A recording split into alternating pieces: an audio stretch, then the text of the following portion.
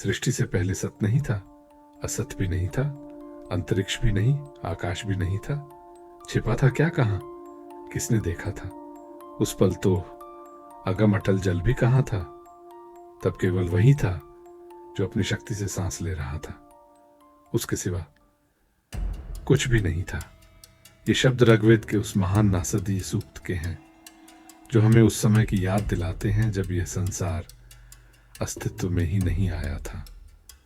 लेकिन जैसे ही हम आज की दुनिया में लौटते हैं, आखिर कौन है वह जो सृष्टि से भी पहले विद्यमान था?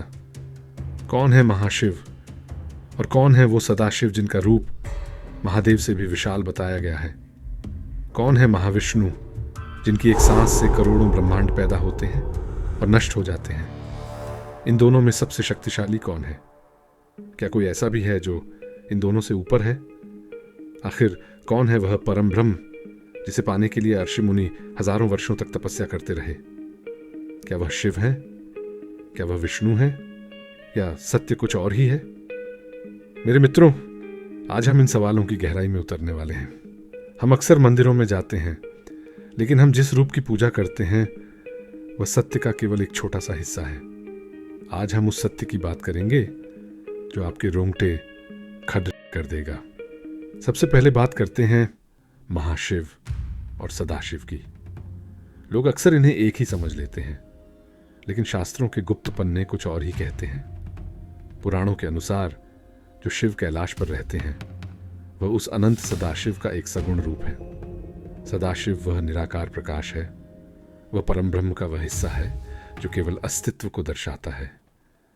वहीं दूसरी ओर जब हम महाविष्णु की बात करते हैं तो हम उस दिव्य ऊर्जा को देखते हैं जो अनंत सागर में लेटी है। महाविष्णु वह तत्व है जिसके रोम रोम से ब्रह्मांडों की उत्पत्ति होती है। अब जिज्ञासा यहां पैदा होती है कि अगर दोनों ही अनंत हैं तो श्रेष्ठता की यह बहस शुरू कहां से हुई? अगर आप शिव पुराण के उस दिव्य प्रसंग को देखें तो वहां एक महान ज्योतिर्लिंग का वर्णन आता है। एक ऐसा अग्निस्तंभ जिसका न कोई आदि था और न कोई अंत। भगवान ब्रह्मा और भगवान विष्णु दोनों ही इस स्तंभ का छोर ढूंढने में असफल रहे। ये कथा हमें संकेत देती है कि सत्य की कोई सीमा नहीं है। यहाँ शिव को उस अनंत प्रकाश के रूप में दिखाया गया है जिसे बुद्धि से नहीं नापा जा सकता। लेकिन जैसे ही हम विष्णु पुराण की ओर, हमें एक अलग ही सत्य का दर्शन होता है। वहाँ नारायण को ही आदि और अंत बताया गया है। वहाँ कहा गया है कि जब कुछ भी नहीं था तब केवल विष्णु थे।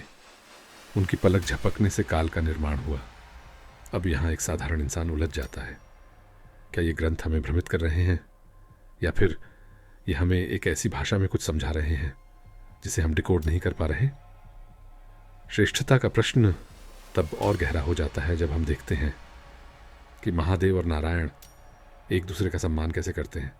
शास्त्र कहते हैं कि शिव के हृदय में विष्णु वास करते हैं और विष्णु के हृदय में शिव, लेकिन फिर भी मन ये मानने को तैयार नहीं होता। हमें तो एक उत्तर चाहिए, कौन शक्तिशाली है? सोचिए, अगर विनाश शिव न हो तो क्या नया जीवन विष्णु संभव है? और अगर पालन करने वाला विष्णु न हो तो विनाश का अर्थ ही क्या रह जाएगा? ये वैसा ही है जैसे आप पूछें कि शब्द ज़्यादा शक्तिशाली है या उसका अर्थ। बिना शब्द के अर्थ नहीं होता और बिना अर्थ के शब्द मात्र एक शोर है। परम ब्रह्म की यह पहेली तब और उलझ जाती है जब हम सदाशिव और महाविष्णु के बीच के उस गुप्त संबंध को देखते हैं। कई उपनिषद कहते हैं कि ब्रह्म वह है जो इन दोनों रूपों के पीछे की ऊर्जा है। जिसे हम शिव कहते हैं वह ब्रह्म का वैराग्य है, जिसे हम विष्णु कहते हैं वह ब्रह्म का ऐश्वर्य है।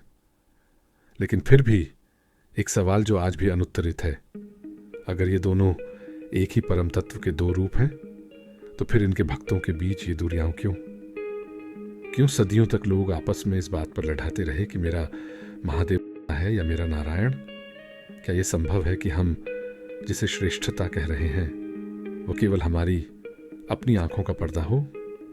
क्या शिव और विष्णु के बीच कोई ऐसी गुप्त संधि है जिसे केवल उच्च कोटि के योगी ही देख पाते हैं? अभी हमने सिर्फ शुरुआत की है। अभी हमने सिर्फ यह देखा है कि पुराणों के बीच का विरोधाभास क्या है, लेकिन अभी वह सच सामने आना बाकी है जो आपके सोचने का तरीका बदल देगा। क्या होगा जब आपको पता चलेगा कि जिस परम ब्रह्म की खोज में आप बाहर भटक रहे हैं उसका पता इन दोनों देवताओं ने पहले ही दे दिया था?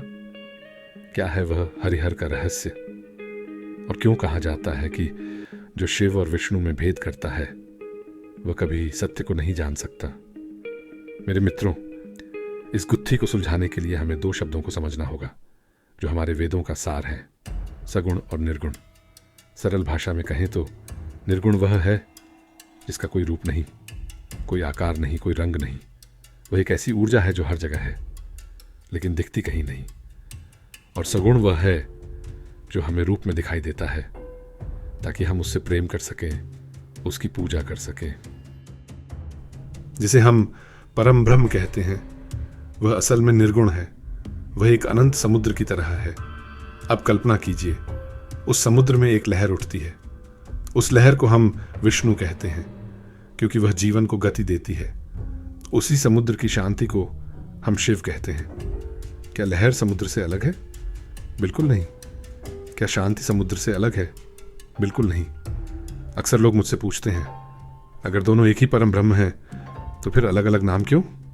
इसका उत्तर बहुत सरल और सुंदर है। क्या आपने कभी सूर्य को देखा है? सूर्य एक है लेकिन उसका प्रकाश अलग है और उसकी गर्मी अलग है। क्या आप प्रकाश को गर्मी से अलग कर सकते हैं? अगर आप प्रकाश को हटा देंगे तो गर्मी खत्म हो जाएगी। अगर गर्मी हटा देंगे तो प्रकाश का कोई अस्तित्व नहीं रहेगा। ठीक इसी तरह शिव और विष्णु हैं। विष्णु इस ब्रह्मांड का प्रकाश है जो सब कुछ दिखाते हैं, जो व्यवस्था बनाए रखते हैं, जो पालन करते हैं। और शिव इस ब्रह्मांड की ऊर्जा और ताप हैं जो परिवर्तन लाते हैं, जो पुराने को नष्ट कर नए के लिए जगह बनाते हैं। ये दोनों उस एक ही परम ब्रह्म रूपी सूर्य की दो शक्तियां हैं। इसीलिए उपनिषद चिल्ला चिल्ला कर कहते हैं कि जो इन दोनों में अंतर देखता है वह अब भी सत्य से बहुत दूर है। अब आप कहेंगे कि क्या इसका कोई ठोस प्रमाण है? तो चलिए चलते हैं स्कंद पुराण की ओर। वहां एक बहुत ही क्रांतिकारी बात कही गई है। भगवान शिव स्वयं कहते हैं, जो हृदय विष्णु का है वही मेरा है, और जो मुझे विष्णु से अलग समझता है वह मेरे वास्तविक स्वरूप को कभी नहीं जान पाएगा। यही बात हमें भगवद गीता में भी मिलती है। जब अर्जुन को भगवान कृष्ण अपना विश्व रूप दिखाते हैं तो उस एक ही विराट शरीर में अर्जुन को रुद्र भी दिखते हैं, आदित्य भी दिखते हैं और वासु भी। वह एक ऐसा पल था जहां सारे भेद मिट गए थे। कृष्ण ये सिद्ध कर रहे थे कि सब कुछ मुझ में है और मैं सब में हूं। एक और जिज्ञासा जो अक्सर भक्तों को परेशान करती है, अगर वो एक हैं तो शिव विष्णु का नाम क्यों जपते हैं? इसे एक उदाहरण से समझिए। क्या आपने कभी दर्पण, शीशा देखा है? जब शिव विष्णु को देखते हैं तो वे असल में अपने ही सगुण रूप को देख रहे होते हैं। वे उस प्रेम और आनंद को देख रहे होते हैं जो जगत के पालन में है। और जब विष्णु ध्यान करते हैं तो वे उस परम शांति को देख रहे होते हैं जो शिव के रूप में स्थित है। ये कोई पूजा नहीं बल्कि आत्म साक्षात्कार है। एक ही शक्ति अपने दो रूपों को निहार रही है। जरा सोचिए, हमारा अहंकार कितना कि हम उस ईश्वर को भी श्रेणियों में बांटना चाहते हैं। हम उसे पार्टियों में बांट देते हैं। लेकिन क्या आपने कभी हरिहर के उस अद्भुत स्वरूप को देखा है? आधा शरीर शिव का और आधा विष्णु का। ये कोई काल्पनिक चित्र नहीं है, ये एक संदेश है।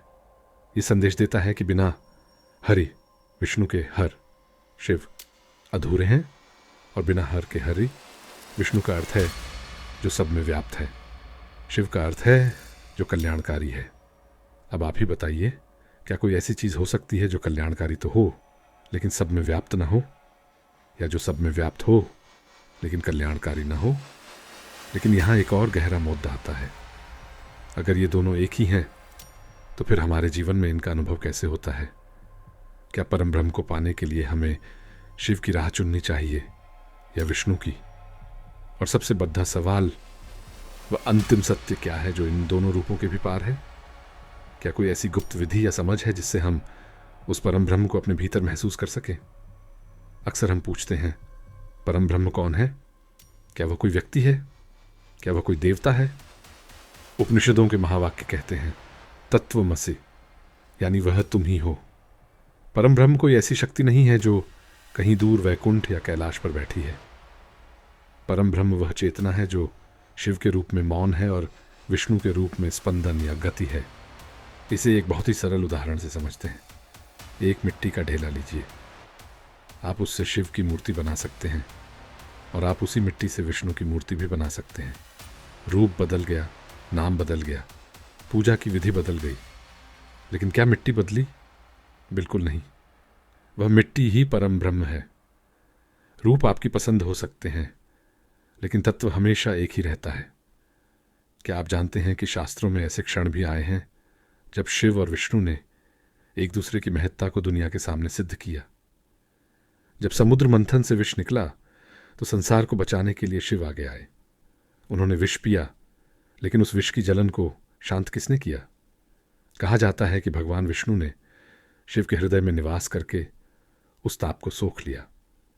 वहीं दूसरी ओर जब भगवान विष्णु ने मोहिनी अवतार लिया तो महादेव उस मोहक रूप को देखकर मंत्रमुग्ध हो गए। ये कोई साधारण आकर्षण नहीं था, ये शिव का अपनी ही माया के प्रति सम्मान था। ये कथाएं हमें चीख चीख कर बता रही हैं कि इनमें कोई बद्धा या छोटा नहीं है, ये एक दूसरे के पूरक हैं।